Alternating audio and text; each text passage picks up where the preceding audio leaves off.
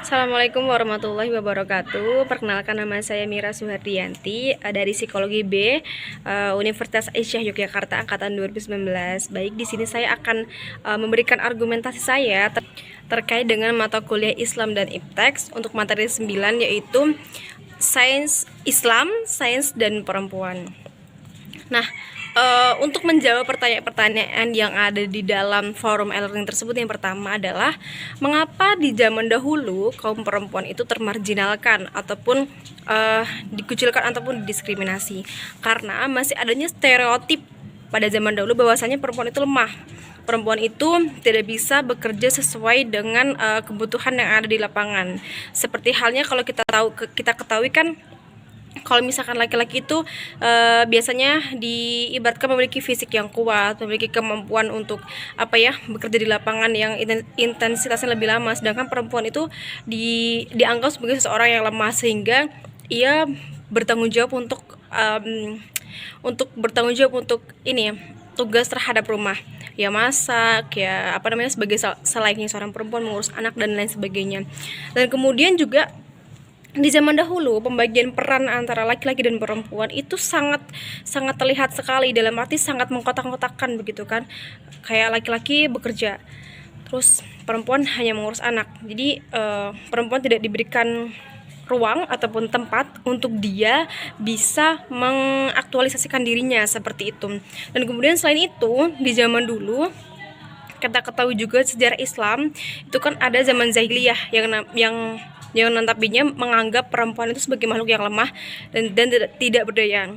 Maka dari itu dulu banyak tuh ketika seseorang melahirkan gitu kan, seorang melahirkan bayi perempuan itu langsung dikubur hidup-hidup, karena mereka merasa perempuan tidak bisa diajak ataupun dilibatkan dalam perang, misalkan tidak bisa untuk meneruskan misalkan untuk pewaris ataupun apapun itu yang biasanya itu membutuhkan seorang laki-laki seperti itu. Nah, kemudian seiring dengan perkembangannya zaman, emansipasi wanita ini muncul. Banyak perempuan yang menganggap bahwasanya perempuan itu tidak selamanya lemah. Perempuan itu juga manusia yang sama-sama memiliki hak untuk mereka mengaktualisasikan dirinya. Sama-sama memiliki hak untuk mengunggulkan potensi yang ada di dalam dirinya, seperti itu. Bahwasanya dalam Islam pun juga sudah menjelaskan antara laki-laki dengan perempuan itu dia setara gitu ya, membedakan hanya amal perbuatannya. Jadi dalam hal duniawi, dalam hal muamalah, seharusnya tidak diperbolehkan adanya diskriminasi antara laki-laki dan perempuan. Perempuan juga bisa mandiri, perempuan juga bisa bekerja layaknya dengan laki-laki. Begitupun juga laki-laki yang seharusnya bisa untuk mengerjakan tugas-tugas dari perempuan itu sendiri. Terkait dengan emansipasi perempuan ataupun emansipasi wanita, sebenarnya sudah banyak tokoh-tokoh sejarah perempuan yang menjadi cikal bakal kalau zaman sekarang tuh dikatakan sebagai independent woman ataupun perempuan yang berdikari, perempuan yang mandiri. Kalau di Indonesia itu ada Ira Kartini dengan gagasan emansipasi wanitanya. Kemudian di dalam Islam pun juga ada gitu kan. Contohnya pada zaman dahulu, Ibunda Siti Khadijah, beliau seorang janda yang mana dia juga berdagang juga kan, bahkan dia salah satu saudagar yang terkaya gitu di daerah tersebut. Kemudian banyak juga tokoh-tokoh sains Islam yang mana itu adalah seorang perempuan yang berkontribusi dalam pembentukan universitas tertua di dunia, universitas Islam tertua di dunia. Dan kemudian di zaman sekarang banyak dosen-dosen yang juga perempuan, banyak para profesi yang memang itu dilakukan oleh perempuan gitu. Bahkan pekerjaan-pekerjaan yang biasanya dilakukan oleh laki-laki, misalkan kayak sopir truk, itu juga dilakukan oleh perempuan. Nah, fenomena tersebut itu menjadi sebuah jawaban bahwasanya zaman sekarang itu sudah tidak seharusnya adanya diskriminasi terhadap perempuan begitu, terhadap perempuan, bahwasanya yang anggapan perempuan itu tidak bisa bekerja, tidak bisa melakukan pekerjaan sang laki-laki, itu harus kita singkirkan jauh-jauh kayak gitu. Karena perempuan ini juga manusia yang memiliki hak untuk dia itu bisa mengembangkan dirinya, mengembangkan minat dan bakatnya, juga bisa bermanfaat bagi orang-orang di sekitarnya.